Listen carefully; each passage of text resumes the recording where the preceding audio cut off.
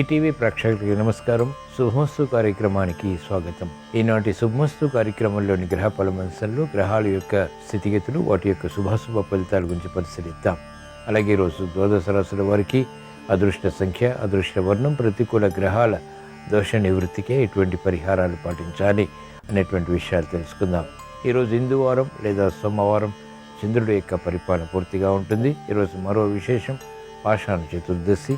దీని విశిష్టత, ప్రాధాన్యత గురించి శ్రీరస్వంశంలో తెలుసుకుందాం. ముందుగా నేటి పంచాంగ వివరాలు. శ్రీ శోభకృతు నామ సంవత్సరం, దక్షిణాయనం, హేమంత ఋతువు, మార్గశిర మాసం. ఈరోజు తిథి శుద్ధ చతుర్దశి, తెల్లవారుజామున 5:12 వరకు ఉంది. నక్షత్రం రోహిణి, రాత్రి 9:48 వరకు. రాహుకాలం ఉదయం 7:30 నుంచి 9 వరకు. ఇప్పుడు గ్రహాల స్థితిగతులు పరిశీలిద్దాం. బృహస్పతి సంచారం మేషక్షేత్రంలో వక్రస్థితి, కేతు సంచారం కన్యాక్షేత్రంలో, తులాక్షేత్రంలో శుక్ర సంచారం స్వక్షేత్ర స్థితి, కుజ సంచారం వృశ్చిక క్షేత్రంలో స్వక్షేత్ర స్థితి, రవి బుధుల సంచారం ధనస్సు క్షేత్రంలో, రవికి మిత్రక్షేత్రం, బుధుడికి శత్రుక్షేత్రం, శని సంచారం కుంభక్షేత్రంలో స్వక్షేత్ర స్థితి, రాహు సంచారం మీనక్షేత్రంలో. ఇక్కడ శనికి, కుజుడికి అలాగే శుక్రుడికి 3 గ్రహాలు స్వక్షేత్ర స్థితిలో ఉన్నాయి. ఈ 3 గ్రహాలు లేదా ఎక్కువ గ్రహాలు స్వక్షేత్ర స్థితిలో ఉండగా జన్మించిన వారికి చక్కటి అభివృద్ధి జీవితంలో చేకూరుతుంది. ఇప్పుడు గ్రహాల యొక్క స్థితిగతుల రీత్యా ద్వాదశ రాశుల వారికి ఏర్పడేటువంటి శుభాశుభ ఫలితాలు పరిశీలిద్దాం. ముందుగా మేషరాశి.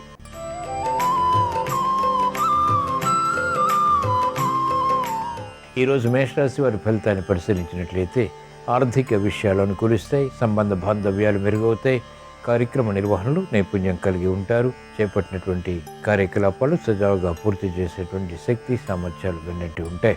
బాధ్యతలు పెరుగుతాయి, అయినప్పటికీ సక్రమ నిర్వహణ ద్వారా పరిస్థితుల్ని అనుకూలంగా మరల్చుకోగలుగుతారు. వ్యాపార రంగం వారికి అత్యంత అనుకూలం. ఆర్థిక విధి విధానాలలో మెరుగైనటువంటి మార్పులు అనుకూలతని ఆర్థికంగా పెంచుతాయి. పెట్టుబడులు కలిసి వస్తాయి. భాగస్వాములతో మైత్రి కొనసాగుతుంది. నూతన విధి విధానాలు లాభిస్తాయి. మహిళలకు అత్యంత అనుకూలం. గృహ విషయాలు అనుకూలం. కుటుంబ వ్యవహారాల్లో సఖ్యత పెరుగుతుంది, ప్రాముఖ్యత పెరుగుతుంది. సలహాలు, సంప్రదింపులు వంటివి అనుకూలతను పెంచుతాయి. విద్యార్థులకి మెరుగైనటువంటి అవకాశాలు విద్యలో లభిస్తాయి. సూక్ష్మత పెరుగుతుంది. సాఫ్ట్వేర్ రంగం వారికి ప్రాధాన్యతతో కూడిన విషయాలు ఆనందానికి దారితీస్తాయి. వైద్య వృత్తి వారికి మంచి అవకాశాలు లభిస్తాయి. న్యాయవాద వృత్తి వారికి ఆదాయం పెరుగుతుంది. క్రమశిక్షణతో కూడినటువంటి నిర్ణయాల ద్వారా ఉపాధ్యాయ వృత్తి వారికి గుర్తింపు లభిస్తుంది. క్రీడారంగం వారికి ప్రాముఖ్యత పెరుగుతుంది.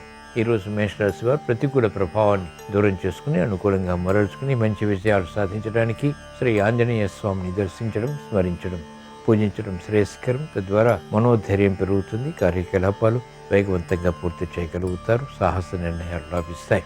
ఈరోజు మేషరాశి వారి అదృష్ట సంఖ్య 1. ఈరోజు మేషరాశి వారి అదృష్ట వర్ణం ఎరుపు.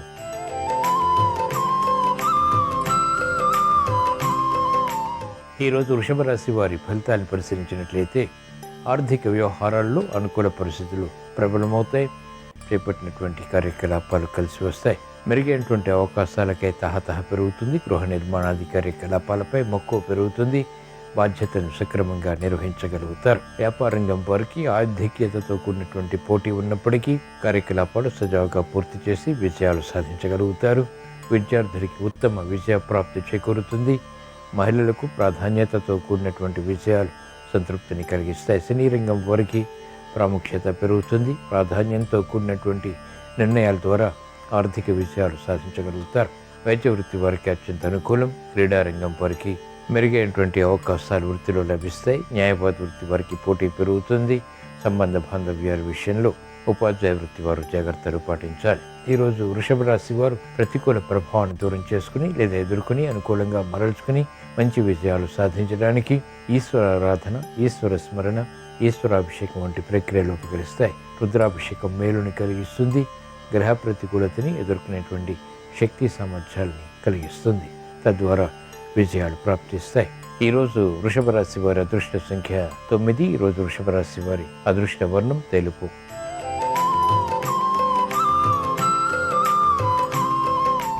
ఈరోజు మిథున రాశి వారి ఫలితాన్ని పరిశీలించినట్లయితే ఆకస్మిక చిక్కులు, సమస్యలు వేగవంతంగా పరిష్కరింపబడతాయి. నూతన ఉత్సాహం పెరుగుతుంది. కార్యకలాపాల్లో ఆశించినటువంటి ప్రయోజనాలు సులభ రీతిలో సాధించగలుగుతారు. విదేశీ ప్రయాణాలు ఉపకరిస్తాయి, సంభాషణలు రుచిస్తాయి, కార్యక్రమ నిర్వహణలో నైపుణ్యం పెరుగుతుంది. పెట్టుబడుల విషయంలో మంచి నిర్ణయాలు వ్యాపార రంగం వారు తీసుకోగలుగుతారు. విద్యార్థులకి ప్రతిభ గుర్తింపబడుతుంది. మహిళలకు విలువైన వస్తు కొనుగోళ్లు, వాహన కొనుగోళ్లు వంటివి ఆనందానికి దారితీస్తాయి. క్రమశిక్షణతో కూడినటువంటి నిర్ణయాలు ఉపాధ్యాయ వృత్తి వారికి లాభిస్తాయి. వైద్య వృత్తి వారికి ఉన్నతి లభిస్తుంది. కార్యకలాపాల్లో వేగం న్యాయవాద వృత్తి వారికి పెరుగుతుంది. సాఫ్ట్వేర్ రంగం వారికి అనుకూలం, వ్యవసాయ రంగం వారికి ప్రోత్సాహం కొనసాగుతుంది. ఈరోజు మిథున రాశి వారు ప్రతికూల ప్రభావాన్ని ఎదుర్కొని లేదా అనుకూలంగా మరల్చుకుని మంచి విజయాలు సాధించడానికి శ్రీ మహావిష్ణువుని దర్శించడం, స్మరించడం, పూజించడం శ్రేయస్కరం. విష్ణు సహస్రనామ పఠనం, శ్రవణం మేలుని కలిగిస్తుంది, ప్రతిబంధకాలను తొలగిస్తుంది. ఈరోజు మిథున రాశి వారి అదృష్ట సంఖ్య 5. ఈరోజు మిథున రాశి వారి అదృష్ట వర్ణం ఆకుపచ్చ.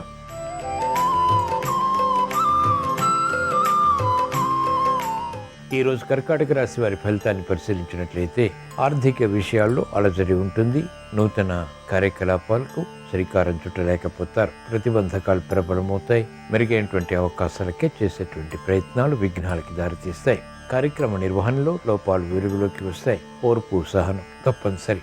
రాజకీయ రంగం వారికి ప్రతికూల ప్రభావం ప్రబలమవుతుంది. సాఫ్ట్వేర్ రంగం వారు వృత్తిపరమైనటువంటి వ్యవహారాల్లో ఆచితూచి వ్యవహరించాలి. దూకుడు స్వభావం పనికిరాదు. మెరుగైనటువంటి అవకాశాలు మహిళలు పొందలేకపోతారు. అకారణ కలహాలు, అకారణ విఘ్నాలు వేదనకి గురి చేస్తాయి. కార్యక్రమ నిర్వహణలో నైపుణ్యం ఉపాధ్యాయ వృత్తి వారికి తగ్గుతుంది. వైద్య వృత్తి వారికి సంకట పరిస్థితులు ఉంటాయి. న్యాయవాద వృత్తి వారికి ప్రతిబంధకాలు కొనసాగుతాయి. ఈరోజు కర్కాటక రాశి వారు ప్రతికూల ప్రభావాన్ని దూరం చేసుకుని లేదా ఎదుర్కొని అనుకూలంగా మరల్చుకుని మంచి విజయాలు సాధించడానికి మహాకాళి అమ్మవారిని దర్శించడం, స్మరించడం, పూజించడం శ్రేయస్కరం. తద్వారా ఆకస్మిక విజయాలు ప్రాప్తిస్తాయి. సంకట పరిస్థితులు వేగవంతంగా పరిష్కరించుకోగలుగుతారు. ఈరోజు కర్కాటక రాశి వారి అదృష్ట సంఖ్య 9. ఈరోజు కర్కాటక రాశి వారి అదృష్ట వర్ణం తెలుపు.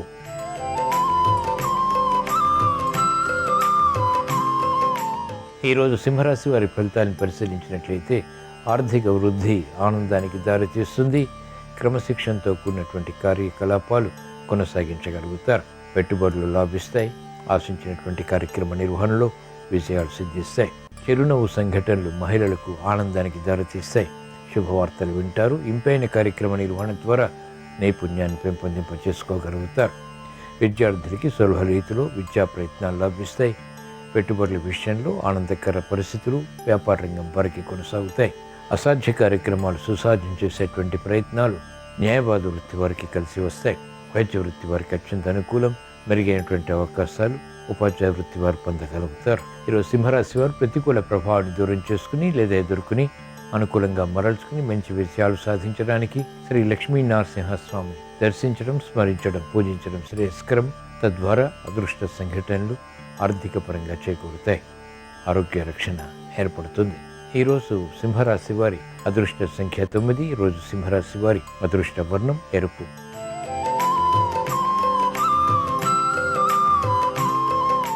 ఈరోజు కన్యారాశి వారి ఫలితాన్ని పరిశీలించినట్లయితే సందిగ్ధ పరిస్థితులు ఆర్థికంగా కొనసాగుతాయి.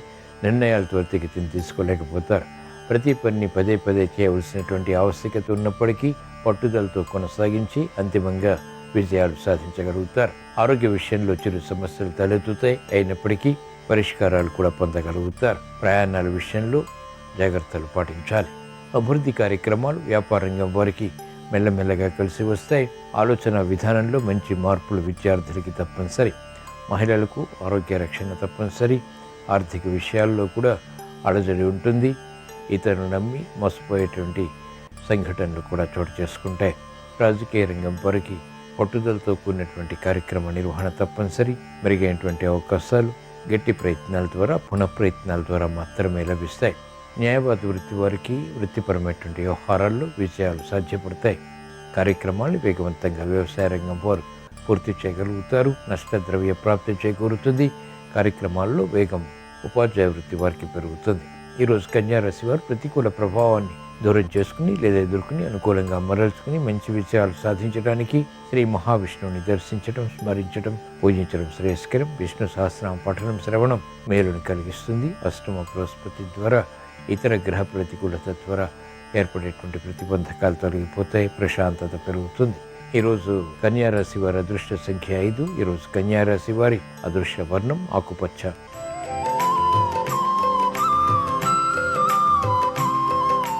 ఈరోజు తులారాశి వారి ఫలితాన్ని పరిశీలించినట్లయితే ఆర్థిక వ్యవహారాల్లో జాగ్రత్తలు పాటించాలి. సంబంధ బాంధవ్యాలు మెరుగవుతాయి.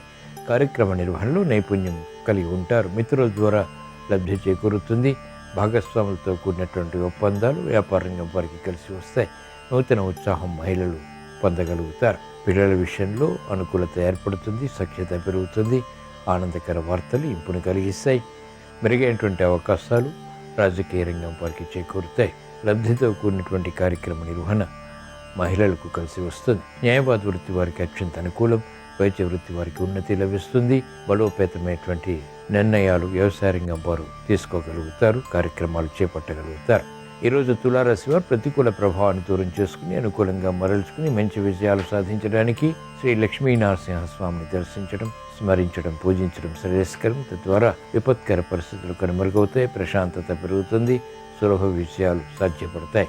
ఈరోజు తులారాశి వారి అదృష్ట సంఖ్య 2. ఈరోజు తులారాశి వారి అదృష్ట వర్ణం తెలుపు.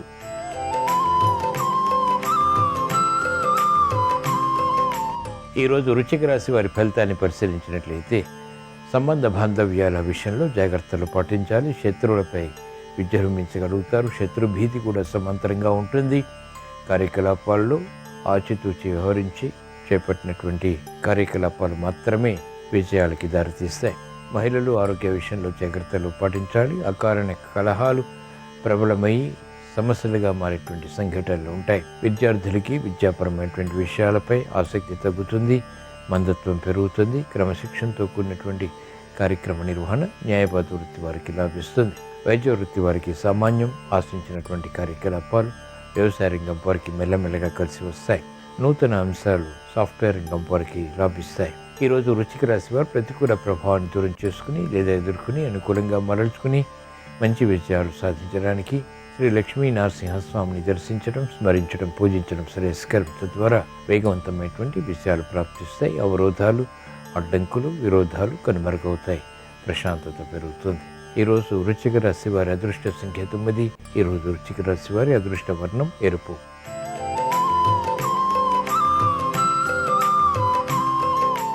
ఈరోజు ధనుస్సు రాశి వారి ఫలితాన్ని పరిశీలించినట్లయితే సాహస నిర్ణయాల ద్వారా విజయాలు ప్రాప్తిస్తాయి. గతంలో కన్నా మెరుగైనటువంటి పరిస్థితులు ఆర్థికంగా బలాన్ని కలిగిస్తాయి.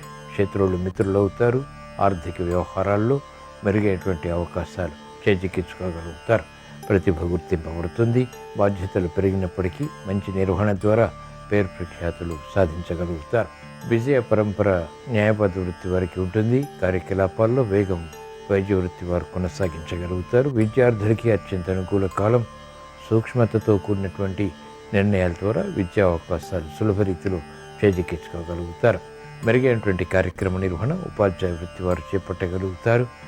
ఆశించినటువంటి కార్యకలాపాలు సాఫ్ట్వేర్ రంగం వారికి కలిసి వస్తాయి. వ్యాపార రంగం వారికి పెట్టుబడులు రాణిస్తాయి. మహిళలు శుభవార్తలు వింటారు. ఈరోజు ధనుస్సు రాశి వారు ప్రతికూల ప్రభావాన్ని దూరం చేసుకుని లేదా ఎదుర్కొని అనుకూలంగా మరల్చుకుని మంచి విజయాలు సాధించడానికి శ్రీ మహావిష్ణువుని దర్శించడం, స్మరించడం, పూజించడం శ్రేయస్కరం. తద్వారా వేగవంతమైనటువంటి విజయాలు ప్రాప్తిస్తాయి. అనుకూలతని కలిగిస్తాయి. ఈరోజు ధనుస్సు రాశి వారి అదృష్ట సంఖ్య 1. ఈరోజు ధనుస్సు రాశి వారి అదృష్ట వర్ణం పసుపు.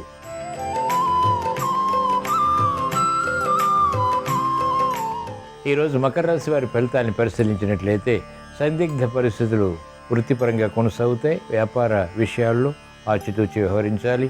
సంకట పరిస్థితులు విద్యాపరంగా కూడా విద్యార్థులకి గోచరిస్తాయి. నిర్ణయాలు త్వరితగతిని తీసుకోలేకపోతారు. అభివృద్ధి కార్యక్రమాల్లో పట్టుదల వ్యాపార రంగం వారికి తప్పనిసరి. పునఃప్రయత్నాల ద్వారా మాత్రమే విజయాలు పొందగలుగుతారు. ఆకర్షణీయమైనటువంటి ప్రక్రియల ద్వారా చేపట్టినటువంటి కార్యకలాపాల్లో అవరోధాలను చవిచూస్తారు. కార్యక్రమ నిర్వహణలో నైపుణ్యం తగ్గుతుంది. రాజకీయ రంగం వారికి ప్రతిబంధకాలు ప్రబలమవుతాయి. మెరుగైనటువంటి అవకాశాలు ఆర్థిక పరంగా మహిళలు పొందలేకపోతారు. నిస్సహాయ పరిస్థితులు ఉపాధ్యాయ వృత్తి వారికి కొనసాగుతాయి. వేగవంతమైనటువంటి నిర్ణయాలు వైద్య వృత్తి వారు తీసుకోలేకపోతారు.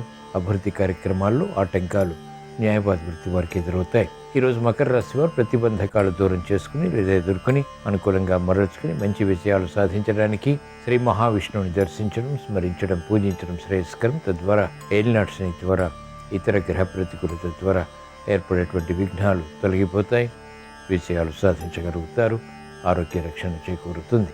ఈరోజు మకర రాశి వారి అదృష్ట సంఖ్య 5. ఈరోజు మకర రాశి వారి అదృష్ట వర్ణం ఆకుపచ్చ.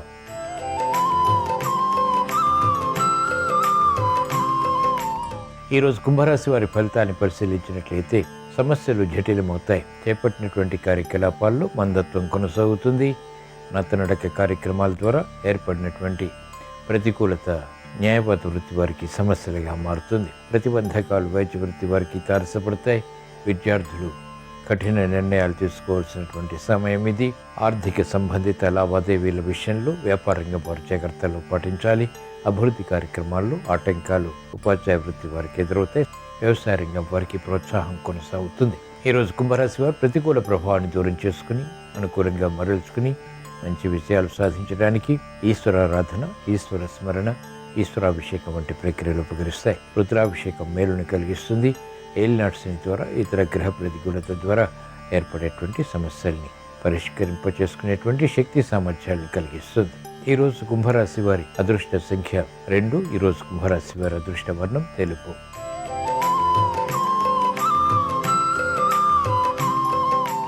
ఈరోజు మీనరాశి వారి ఫలితాన్ని పరిశీలించినట్లయితే సంబంధ బాంధవ్యాలు మెరుగవుతాయి. ఆర్థిక పరిస్థితి మెరుగవుతుంది. కార్యకలాపాలు వేగవంతంగా పూర్తి చేయగలుగుతారు. ఆదాయాన్ని పెంపొందింప చేసుకునేటువంటి మార్గాలు సులభతరమవుతాయి. వ్యాపార రంగం వారికి ఆర్థిక పరిస్థితి మెరుగవుతుంది. నూతన ప్రణాళికలు అమలు చేయగలుగుతారు. మహిళలకు విధి విధానాలు ఆర్థిక పరంగా లాభిస్తాయి. కుటుంబ వ్యవహారాల్లో సఖ్యత పెరుగుతుంది. ఆనంద వార్తలు వింటారు. చేపట్టినటువంటి కార్యకలాపాలు ప్రోత్సాహాన్ని కలిగిస్తాయి. మెరుగైనటువంటి అవకాశాలు సాఫ్ట్వేర్ రంగం వారు పొందగలుగుతారు. స్థానచలనం ఉన్నప్పటికీ ఆనందదాయకం. కార్యక్రమాల్లో వేగం ఉపాధ్యాయ వృత్తి వారికి పెరుగుతుంది. అనిశ్చిత పరిస్థితులు వైద్య వృత్తి వారికి తగ్గుతాయి. న్యాయవాద వృత్తి వారికి ఆదాయం పెరుగుతుంది. వ్యవసాయ రంగం వారికి ప్రోత్సాహం కొనసాగుతుంది. ఈరోజు మీనరాశి వారు ప్రతిబంధకాల దూరం చేసుకుని అనుకూలంగా మరల్చుకుని మంచి విజయాలు సాధించడానికి శ్రీ మహాలక్ష్మీ దేవిని స్మరించడం, దర్శించడం, పూజించడం శ్రేయస్కరం. కనకధారాస్తం వంటి స్థుతులతో లేదా శ్రీ సూక్త పారాయణ వంటి కార్యకలాపాలతో చేసేటువంటి ప్రక్రియలు లాభిస్తాయి. ఆర్థిక విషయాలు సాధించగలుగుతారు. ఈరోజు మీనరాశి వారి అదృష్ట సంఖ్య 3. ఈరోజు మీనరాశి వారి అదృష్ట వర్ణం తెలుపు. ఇవి ఈరోజు ద్వాదశ రాశుల వారికి ఏర్పడేటువంటి శుభాశుభ ఫలితాలు. ద్వాదశ రాశుల వారు మానసిక ప్రశాంతతతో కూడిన విజయాలు సాధించాలని, కార్యక్రమాల్లో వేగంతో కూడిన విజయాలు, సంతృప్తికర సంఘటనలు ఏర్పడాలని సోమవారం సందర్భంగా ఈశ్వరుణ్ణి ప్రార్థిస్తూ స్మరిస్తూ స్వస్తి. శ్రీరస్తు శుభమస్తు. పరమేశ్వరుణ్ణి పూజించే సమయంలో అనారోగ్య సమస్యలు ఎక్కువగా ఉన్నవాళ్ళు గన్నేరు పూలతో పూజించినట్లయితే అనారోగ్య సమస్యల తీవ్రతను తగ్గింపజేసుకోవచ్చు. భోగ భాగ్యాలను సిద్ధింపజేసుకోవటానికి జిల్లేడు పూలతో కానీ పద్మపుష్పాలతో కానీ పరమేశ్వరుణ్ణి పూజించాలి. వాహన ప్రాప్తి కోసం జాజి పూలతో శివ పూజ చేయాలి. త్వరగా మంచి ఉద్యోగం లభించటానికి సంపంగి పూలతో ఈశ్వరుణ్ణి పూజించాలి. తొడిమలేని తుమ్మి పూలతో ఈశ్వరుణ్ణి పూజిస్తే మనోభీష్టాలన్నీ సులభంగా నెరవేరుతాయి. ఎర్రటి మందార పూలతో ఈశ్వరుణ్ణి పూజించడం ద్వారా శత్రుబాధల తీవ్రతను తగ్గింపజేసుకోవచ్చు. శత్రువులను సైతం మిత్రులుగా మార్చుకోవచ్చు. వివాహ ప్రయత్నాలు విజయవంతం కావటానికి సన్నజాజి పూలతో ఈశ్వరుణ్ణి పూజించాలి. అలాగే పరమేశ్వరుణ్ణి కొన్ని ప్రత్యేకమైన పుష్పాలతో పూజించడం ద్వారా ప్రత్యేకమైన దోషాలు తొలగిపోతాయని కుమారస్వామి అగస్త్య మహర్షికి సెలవిచ్చారు. మారేడు దళాలతో పరమేశ్వరుణ్ణి పూజిస్తే తెలిసి తెలియక చేసినటువంటి పాపాలు, దోషాలు అన్నీ తొలగిపోతాయి. పద్మపుష్పాలతో పరమేశ్వరుణ్ణి పూజించినట్లయితే పొరపాటున ఇతరులను దూషించిన దోషాన్ని అధిగమించవచ్చు. గన్నేరు పూలతో ఈశ్వరుణ్ణి పూజించినట్లయితే ధన సముపార్జన విషయంలో వచ్చినటువంటి దోషాలన్నీ తొలగింపజేసుకోవచ్చు. తుమ్మి పూలతో ఈశ్వరుణ్ణి పూజించినట్లయితే మిత్రులకి పొరపాటున ఏదైనా ఇబ్బంది కలిగిస్తే ఆ దోషాన్ని అధిగమించవచ్చు.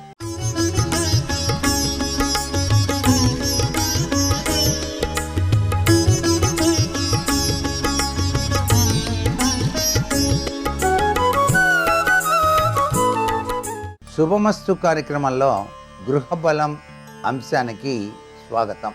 మనం హాయిగా గృహాన్ని కట్టుకొని నివసిస్తూ ఉన్నాం. అలా నివసిస్తూ ఉన్న ఇంటికి తెలియకుండానే అనేక రకాలైనటువంటి నెగిటివ్ ఎనర్జీస్ ప్రసరిస్తున్నాయి. ఈ నెగిటివ్ ఎనర్జీస్ నుంచి బయటపడి సుఖప్రదమైనటువంటి జీవన విధానాన్ని కొనసాగించాలి. ఏ తీరున కొనసాగించాలి, ఎట్లా మన ఇంట్లోనికి ఎప్పుడూ కూడాను అనుకూల శక్తులు ప్రసరించాలి తప్ప ప్రతికూల శక్తులు ప్రసరించరాదు. ప్రతికూల వాతావరణం పనికిరాదు. అనుకూల వాతావరణమే ఎప్పుడూ ఉండాలి. ఇలా ఉండాలంటే ఏం చెయ్యాలి? వాస్తుశాస్త్రరీత్యా దీనికి ఏదైనా పరిష్కార మార్గాలు ఉన్నాయా అని గనక ఆలోచించినట్లయితే, ఈ సృష్టిలో ప్రతి వస్తువుని కూడాను సృష్టించింది పరమాత్మ.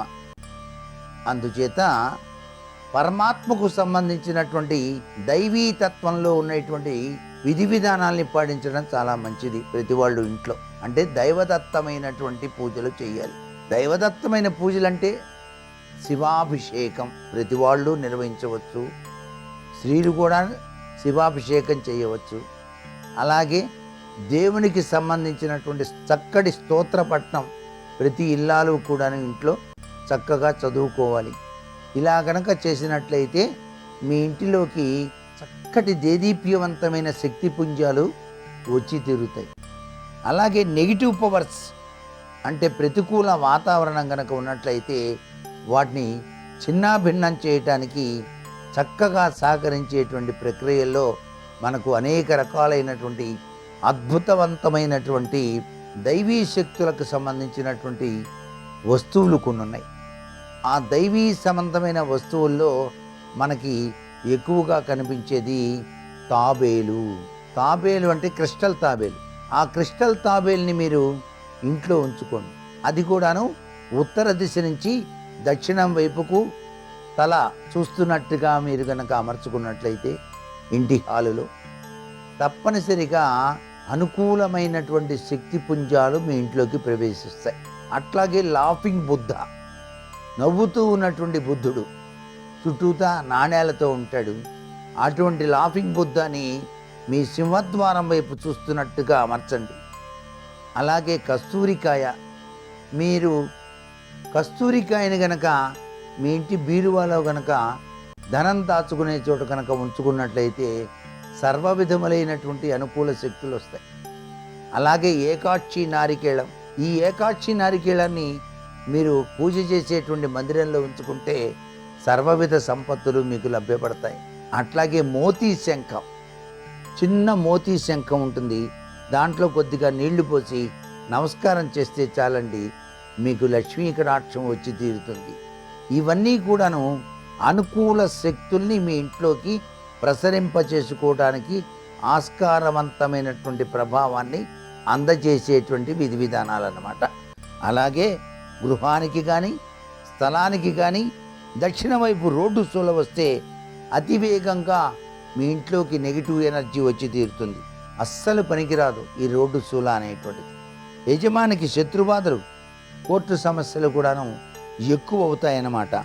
ఇంట్లో నిరంతరం ఏదో ఒక కలహం ఉండి తీరుతుంది అన్నమాట. ఇవన్నీ పోవటానికి ఏం చేయాలి? యాంటీ నెగిటివ్ ఎనర్జీ రాడ్స్ అని చెప్పేసి ఉంటాయి. వాటిని కనుక మీరు వినియోగించినట్లయితే కొంతలో కొంత మేలు తప్పనిసరిగా జరిగి తీరుతుంది. అంతేకాకుండా కుబేర యంత్రం అనేటువంటిది చాలా బాగా సహకరిస్తుంది. కుబేరుడు ఉత్తర దిశకు అధిపతి. శివాజ్ఞ తత్వంలో ఆయన డబ్బుకు అధిపతిగా ఉన్నాడు కాబట్టి, ధనమూలం ఇదం జగత్ అన్నారు కాబట్టి కుబేరుని యొక్క చిత్రపటాన్ని మీ బీరువా ఉన్న చోట గోడకి తగిలించండి. అలా గనక తగిలించి రోజు కనుక సాంబ్రాణి చూపించినట్లయితే చాలా విశిష్టవంతమైనటువంటి ప్రభావం ఆ కుబేరతత్వం ద్వారా మీకు కలిగి తీరుతుందని చెప్పేసి చెప్పవచ్చు. అలాగే దక్షిణ నైరుతి గృహానికి స్థలానికి కూడా రోడ్డు సూల కనుక ఉంటే నెగిటివ్ ఎనర్జీ ప్రవేశిస్తుంది కాబట్టి ఆ గృహంలో నివసించేటువంటి వాళ్ళు ఎవరైనా సరే చెడు ప్రభావంతో అనేక రీతుల్లో బాధపడతారు. కాబట్టి యజమానికి గుప్త శత్రుబాధలు ఉంటాయి కాబట్టి అనారోగ్య సమస్యలు కూడాను వేధిస్తాయి. కాబట్టి వాటి నుంచి బయటపడటానికి తప్పనిసరిగా ఉపయోగించవలసింది కాపర్ బ్రౌన్తో చేసినటువంటి చిన్ని రాడ్స్ అన్నమాట. ఆ యొక్క వాటిని చక్కగా కనుక వినియోగించినట్లయితే ఆ యొక్క ప్రభావాల నుంచి మీరు బయటపడటానికి ఆస్కారం ఎక్కువగా ఉంటుంది. అలాగే పశ్చిమ నైరుతి స్థలం, గృహానికి రోడ్డు సూల గనక ఉందంటే చాలా విపత్కరమైనటువంటి ప్రతికూల శక్తులు ఇంట్లోకి ప్రవేశిస్తాయి. అంతేకాకుండా అనేక రకాలైనటువంటి బాధల్లో చిక్కోవలసిన పరిస్థితి ఏర్పడింది. ఇటువంటి వాళ్ళు తప్పనిసరిగా ఉపయోగించవలసినటువంటిది యూనివర్సల్ స్కానర్స్ అని చెప్పేసి ఉంటాయి. వాటి ద్వారా గ్రహించి దానికి సంబంధించినటువంటి క్రిస్టల్ రాడ్స్ అమర్చినట్లయితే దాని ప్రభావం నుంచి బయటపడటానికి ఆస్కారం. ఏది ఏమైనప్పటికీ కూడాను మనకి దైవశక్తి చాలా అవసరం అండి. దేనికైనా ఇంట్లో ప్రతినిత్యం దీపారాధన చేయటం, ఉదయం సాయం సంధ్యా సమయం, కనీసం ఉదయం పూటైనా చేయాలి. అలా దీపారాధన చేసినట్లయితే దీపంలో ఉండేటువంటి సుబ్రహ్మణ్యేశ్వర తత్వం శత్రునాశక కారకుడు అవుతాడు. శత్రువుల్ని లోపలికి రానేయడు. ఎటువంటి దుష్టకరమైనటువంటి ప్రభావాలు మన ఇంటిలోకి ప్రవేశించకుండా రక్షిస్తారు. అందుకే ప్రతి వాళ్ళు కూడాను సాయం సంధ్యా సమయంలో ఇంట్లో ఉన్నటువంటి దీపాలన్నీ కూడా వెలిగించేటువంటి విధి విధానాన్ని పాటించి చూడండి. అప్పుడు అనుకూలమైనటువంటి శక్తులు మీ గృహంలోకి ప్రవేశిస్తాయి. గృహానికి కానీ స్థలానికి కానీ పడమర దిశ నుంచి ప్రతికూల శక్తులు గనక ప్రవేశిస్తూ ఉన్నట్లయితే, రోడ్డు సోల గనక వచ్చినట్లయితే మిత్రులు కూడాను శత్రులవుతారు అనే విషయాన్ని గుర్తుపెట్టుకోండి. అలాగే గృహానికి స్థలానికి కానీ పడమర వాయువ్య దిశ రోడ్డు సూల గనక తగిలినట్లయితే అక్కడ ప్రతికూల శక్తి గృహంలోకి ప్రవేశించడం వలన సొంత తత్వంతోనే వాళ్ళు ప్రవర్తించడం జరుగుతుంది. ఎవరి మాట వినని పరిస్థితి ఎక్కువగా ఉంటుంది. స్థలానికి గృహానికి కానీ ఉత్తర వాయువ్య రోడ్డు సూల ఉంటే అనేక రకాలైనటువంటి ప్రతికూల ఎనర్జీ గృహంలో ప్రవేశించడం వలన అందులో నివసించేటువంటి వాళ్ళు వివిధ రకాలైన అనారోగ్య బాధలకు గురవుతారు. వీటన్నిటి నుంచి కూడా మీరు రక్షింపజేసుకోవాలి అన్నప్పుడు దైవ చింతన కలిగినటువంటి విధి విధానాలని మీరు పాటించాలి. శివారాధన, శివాభిషేకం మీరు పాటించి చూడండి. తప్పనిసరిగా అందరూ సుఖంగా జీవితాన్ని గడుపుతారు. మరికొన్ని ముఖ్య విషయాలు రేపటి శుభమస్తు కార్యక్రమంలోని గృహబలంశంలో తెలుసుకుందామా? మరి సర్వే జనా సుఖినో భవంతు.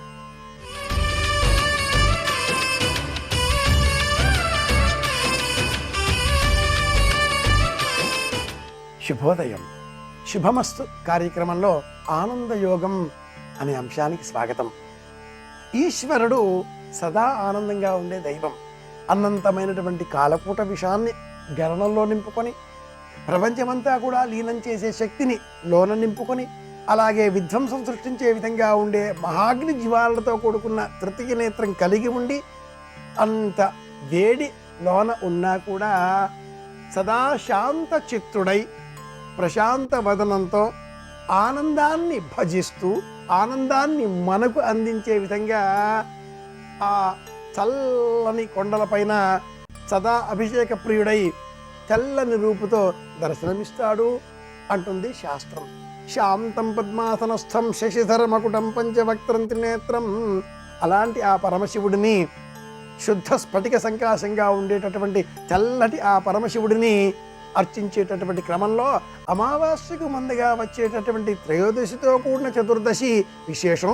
మాస శివరాత్రి అని మన ప్రమాణాలు చెప్పడంతో ప్రతి నెలలో కూడా అమావాస్యకు ముందుగా వచ్చేటటువంటి త్రయోదశితో కూడుకున్న చతుర్దశి నాడు ఇలా పూజ చేస్తూ ఉంటాం. కానీ ఒకే ఒక సందర్భంలో శుక్లపక్షంలో, అంటే పౌర్ణిమకు ముందుగా వచ్చేటటువంటి త్రయోదశితో కూడుకున్న చతుర్దశి, 12 చతుర్దశులలో పున్నమకు ముందుగా వచ్చేటటువంటి వాటిలో మార్గశీర్ష మాసంలో వచ్చేటటువంటి చతుర్దశి చాలా చాలా చాలా ప్రత్యేకం అంటుంది పురాణ ప్రపంచం.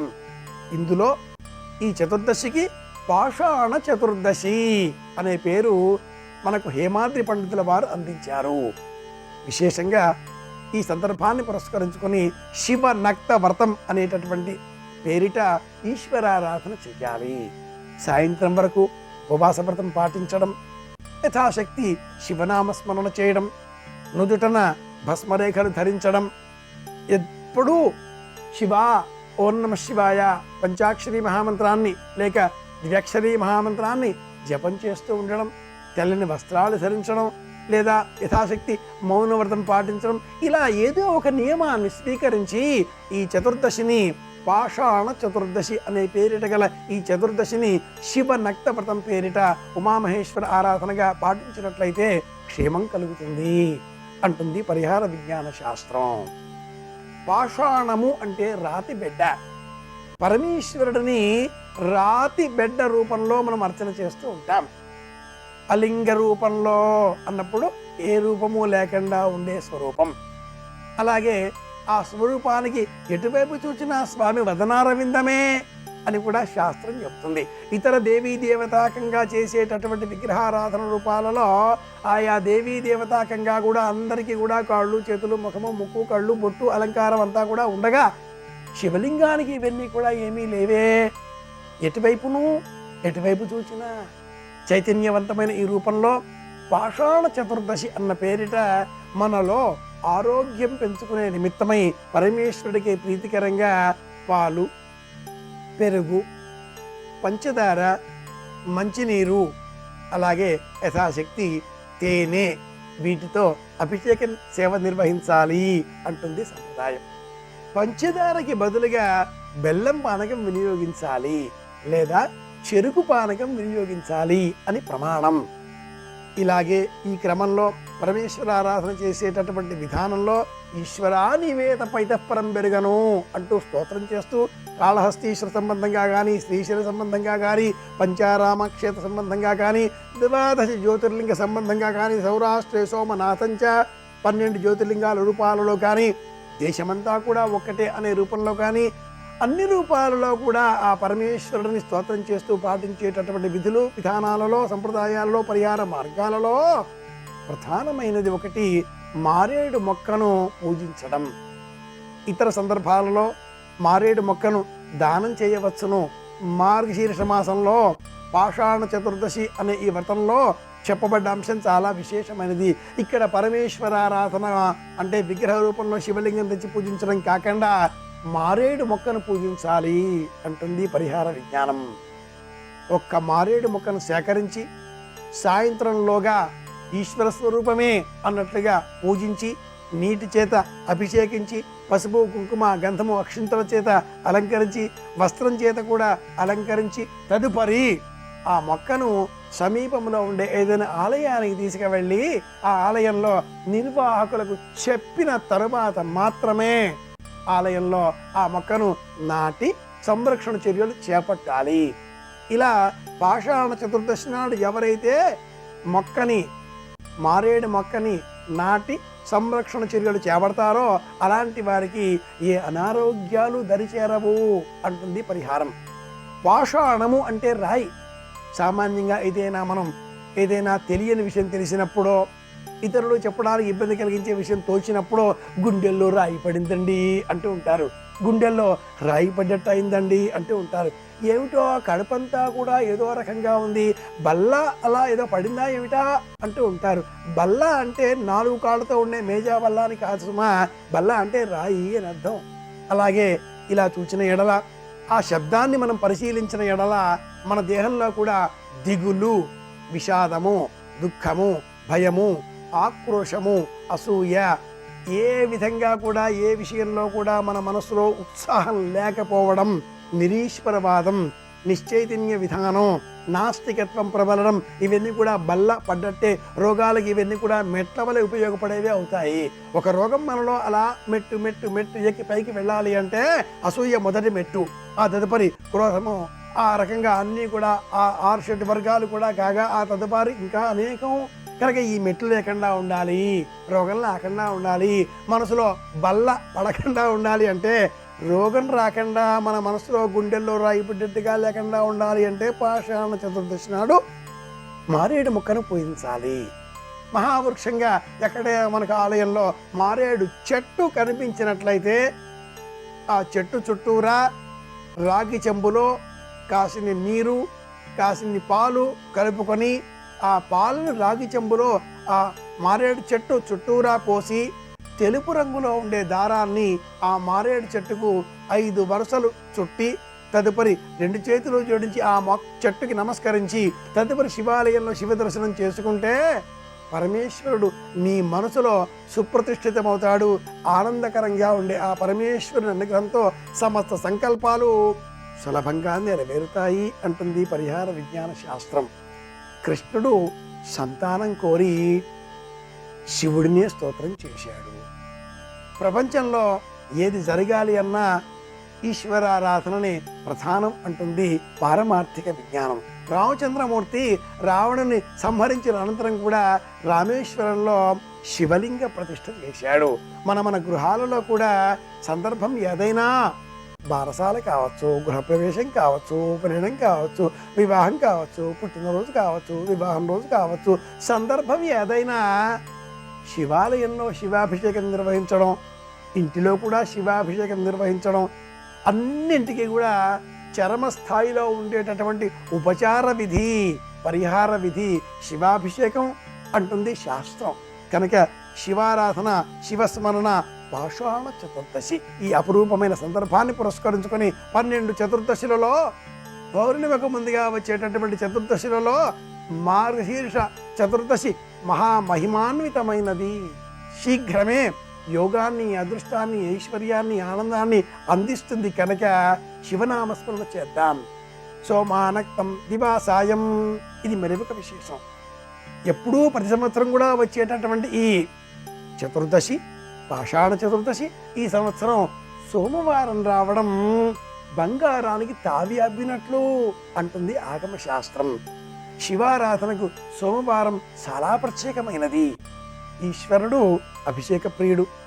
ఈశ్వరుని శిరస్సులో అలంకారంగా ఉండేది చంద్రుడు. చంద్రుడి కారణంగా మన మనస్సు ఆనందంగా ఉండవచ్చును, విషాదంగా కూడా ఉండవచ్చును. పౌర్ణిమకు ముందుగా వచ్చేటటువంటి ఈ చంద్రుడు విశేషమైన ఎక్కువైన ఆనందాన్ని అందిస్తాడు. అలాంటి అరుదైన ఆ పాషాణ చతుర్దశి ఈ సంవత్సరం ఇలా సోమవారం రావడంతో అదృష్టదాయకంగా భావన చేస్తూ శివ నక్త వ్రతం, పార్వతీ సమేత పరమేశ్వర అర్చన చేద్దాం.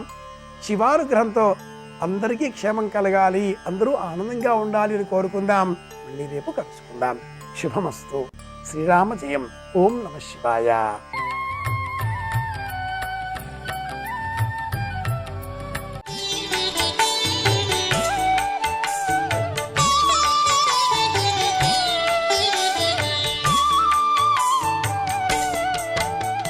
అప్పటి వరకు ప్రశాంతంగా కూర్చున్న శంకరుడు ఒక్కసారి పైకి లేచాడు. లేచి ఓ పెద్ద సింహం నోరు తెరిచినట్టుగా తెరిచి ప్రళయకాలంలో చేసేటటువంటి గర్జన ఎలా ఉంటుందో అటువంటి నవ్వు నవ్వి, ఆకాశంలోని మెరుపు ఎలా ఉంటుందో అటువంటి జడని ఒకదాన్ని ఊడబెరికి భూమి యొక్క మధ్య భాగమునందు దాన్ని కొట్టాడు. అంత క్రోధంతో కొట్టాడేమో అందులోంచి ఒక అద్భుతమైనటువంటి ప్రాణిని సృజించాడు. అభ్రంలిహాదభ్ర విభ్రమా బ్రభ్రమ కృన్నీల దీర్ఘ శరీరమర ప్రజ్వల జ్వలన దీప్త జ్వాలికా జ్వాల జజ్వల్యమాన కేశములు మెరయ జండ దిగ్వేదండ శుండాబదుర్దండ సహస్రద్యుతిహేతి సంఘమొప్ప వీక్షణత్రయలోక వీక్షణజ్యుతిలోక నిక్షణగతి దుర్నిరీక్షమగుచు గ్రకచ కఠిన కరాళ దంష్ట్రలు వెలుంగ ఘనకపాలాస్తి మాలికలు దనర లోకభీకరుండగుచు మారట రుద్రుడగుచు వీరభద్రుడు దయించే. ఆయన ఆ జడని పెట్టి కొట్టేటప్పటికీ ఒక బ్రహ్మాండమైనటువంటి ప్రాణి ఒకటి పుట్టింది. అది భూమి మీద పాదాలు పెట్టి ఆకాశానికి తల తగులుతోంది. దాని జుత్తు ఇలా లేచి నిలబడింది. అది దీపాలు వెలుగుతున్నటువంటి స్తంభాల అన్నట్టుగా ఉంది. పెద్ద గరిమెడాకుల వంటి చేతులు, చేతుల నిండా ఆయుధాలు పట్టుకున్నాడు. పట్టుకుని ఆయన పాదములకు పెట్టుకున్నటువంటి ఆ మంజీరముల యొక్క ధ్వని వినపడేటట్టుగా ఒక్కసారి అభ్రంలిహాదభ్ర విభ్రమా బ్రభ్రమ కృన్నీల దీర్ఘ శరీరమర ప్రజ్వల జ్వలన దీప్త జ్వాలికా జ్వాల జజ్వల్యమాన కేశములు మెరయ జండ దిగ్వేదండ శుండాబదోర్దండ సహస్రద్యుతిహేతి సంఘమొప్ప వీక్షణత్రయలోక వీక్షణజ్యుతిలోక నీక్షణతతి దుర్నిరీక్షమగుచు గ్రకచ కఠిన ధర కరాళ దంష్ట్రలు వెలుంగ ఘనకపాలాస్తి మాలికలు దనర లోకభీకరుండగుచు మా వీరభద్రుడు దయించమారట రుద్రుడగుచు. ఆయన అన్నాడు, నీ తల్లి ఆ దాక్షాయణి శరీరం విడిచిపెట్టింది దక్షుడు చేసినటువంటి నింద్యమైన కార్యము చేత, కాబట్టి దక్ష ప్రజాపతిని శిక్షించు అన్నాడు. భూమి అంతా కంపించిపోయేటట్టుగా అడుగులు వేస్తూ వెళ్ళి దక్ష ప్రజాపతి యొక్క యజ్ఞాన్నంతటినీ ధ్వంసం చేస్తే భీమఖండంలో వర్ణిస్తారు. ఒక చిన్న దూడ రూపాన్ని పొంది అగ్నిహోత్రంతో ఆ యజ్ఞం అన్నీ పారిపోయేట, అదే దక్షారామం. అక్కడ ఉన్నటువంటి దేవతలందరినీ శిక్షించాడు. భగుడు అన్న పేరుతో సూర్యుడు అక్కడ కూర్చుని ఉంటే పళ్ళన్నీ పీకేశాడు ఆయనవి. అందుకే భగనేత్రభిదవ్యక్త సహస్రాక్ష సహస్రపాత్ అపవర్గ ప్రదోనంతస్తారక పరమేశ్వర అని పేరు. అందుకే పాయసాన్న నివేదన. కాబట్టి దేవతలందరినీ శిక్షించాడు. యజ్ఞగుండాన్నంతటినీ తిరగతోసేశాడు. దక్ష ప్రజాపతిది శరీరం అంతా మంత్రపూతమైపోయింది. ఆయన శరీరాన్ని భిన్నం చేయడం అంత తేలిక కాదు. అందుకని ఆ మెడని గిరగిరగిరగిర తిప్పి శరీరం నుంచి వేరు చేసి యజ్ఞకుండంలో పారేశాడు. ఆ శరీరము పోయి విగత శరీరం అయిపోయి దక్ష ప్రజాపతి నిలబడిపోయాడు. అప్పుడు దేవతలందరూ బుద్ధి తెచ్చుకొని శంకరుడి జోలికెళ్ళి నిష్కారణంగా ఇన్ని రుద్రుణ్ణి చేశాం, వెళ్ళి ఆయన దగ్గర క్షమాపణ చెప్దాన్ని రమ్మని బ్రహ్మదేవుడు వచ్చి, ఎందుకురా మీకు అక్కర్లేని పనులు శంకరుడి జోలికెళ్ళడం ఏమిటి, నిరీశ్వర యాగం ఏమిటి, బుద్ధిహీనులు చెయ్యవలసిన పని చెయ్యకండి అని బుద్ధి చెప్పాడు. తల్లి శరీరం విడిచిపెట్టే ముందు మరణవాంగ్మూలం అంటారే, అలా ఒక సందేశాన్ని చెప్పింది. భవో నహోద్వేష్టి శివం శివేతరహ అని. శివుణ్ణి ద్వేషించిన వాడికి శివముండదు, మంగళముండదు అని చెప్పింది. అని చెప్పి ఆమె శరీరాన్ని వదిలిపెట్టి అవతార పరిసమాప్తి చేసింది. శంకరుడు కైలాసానికి దేవతలందరూ వెళ్ళేసరికి పరమ ప్రశాంతంగా దక్షిణామూర్తిగా కూర్చొని ఉన్నాడు. అప్పటికి కోపం వదిలేస్తాడు. మౌనవ్యాఖ్యా ప్రకటిత పరబ్రహ్మతత్వం యువానం వర్షిష్టాంతే వసదృషిగణైరావృతం బ్రహ్మనిష్టై ఆచార్యేంద్రం కరకలిత చిన్ముద్రమానందరూపం స్వాత్మారామం ముదితవదనం దక్షిణామూర్తిమీడే. సనకసనందనాది మహర్షులందరూ చుట్టూ కూర్చునుండగా చిన్ముద్ర పట్టి చక్కగా వాళ్ళందరికీ తత్వోపదేశం చేస్తూ కూర్చొనున్నాడు. దేవతలందరూ వెళ్ళి శంకరుడితో క్షమాపరాధ స్తోత్రం చెప్పి అయా మమ్మల్ని క్షమించమని అడిగారు. వెంటనే అందరినీ క్షమించాడు. మళ్ళీ దక్ష ప్రజాపతికి గొర్రె తలకాయని పెట్టి మళ్ళీ బ్రతికేటట్టుగా అవకాశం ఇచ్చాడు. దేవతలందరూ సంతోషించారు. యజ్ఞాన్ని పూర్తి చెయ్యమన్నాడు. మళ్ళీ యజ్ఞం పూర్తి చేశారు. ఈ తల్లి దాక్షాయణి శంకరుడితో కలిసి ఒకానొకప్పుడు ఆమె శరీరంతో ఉన్న రోజులలో హిమవత్ పర్వత సానువులలో విహరించింది.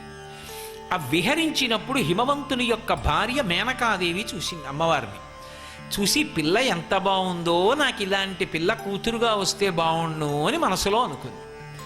అది దృష్టిలో పెట్టుకుంది. అందుకని మేనకకి కుమార్తెగా వెళ్ళాలి. ఇప్పుడు ఆమె అవతార పరిసమాప్తి చేసింది. కానీ శక్తిగా ఎప్పుడూ శివుడితో కలిసి ఉంటుంది. బాహ్యంలో మళ్ళీ రూపాన్ని స్వీకరించాలి ఆవిడ. ఇప్పుడు ఆవిడ రూపాన్ని స్వీకరించకపోతే ఒక పరమ ప్రమాదకరమైనటువంటి విషయం ఒకటి లోకంలో బయలుదేరింది. అదేమి అంటే దితికశ్యపులకు వజ్రాంగుడు అని ఒక కుమారుడు జన్మించాడు. పేరుకి తగినట్టుగానే వజ్రాంగుడు. శరీరం అంతా వజ్రం ఎంత కఠినంగా ఉంటుందో అంత కఠినమైనటువంటి శరీరం. కాబట్టి దేవతలని సునాయాసంగా గెలిచాడు. స్వర్గలోకం మీద ఆధిపత్యం సంపాదించాడు. సంపాదించిన వాడు ఊరుకోకుండా ఇంద్రుణ్ణి బంధీకృతుణ్ణి చేసి తీసుకెళ్లి కారాగారంలో పెట్టాడు. పెడితే బ్రహ్మగారు ఇంద్రుణ్ణి విడిపించడం కోసం కశ్యప ప్రజాపతితో కలిసి వజ్రాంగుడి యొక్క రాజ్యానికి వెళ్ళారు. వెళ్ళి తప్పురా, ఇంద్రుణ్ణి కారాగారంలో పెట్టకూడదు, విడిచిపెట్టమన్నారు. నువ్వు నాకు తత్వోపదేశం చేస్తే విడిచిపెడతానన్నాడు. రాక్షసులకు కూడా చమత్కారమైన ఆలోచన వస్తుంది. బ్రహ్మగారు ఆ వజ్రాంగుడికి తత్వోపదేశం చేసి సత్వగుణాన్ని మించిన తత్వోపదేశం లేదురా, పరమశాంతతని పొందు అని అనుగ్రహించి ఆ ఇంద్రుణ్ణి విడిపించుకుని ఆ వజ్రాంగుని తండ్రి అయిన కశ్యప ప్రజాపతితో కలిసి వెళ్ళిపోయారు. వెళ్ళిపోయే ముందు ఆయనకి వరాంగి అని ఒక కాంతని బహూకరించి వెళ్ళిపోయారు. నమః శివాయ నమః శివాయ హర హర శంకర నమః శివాయ.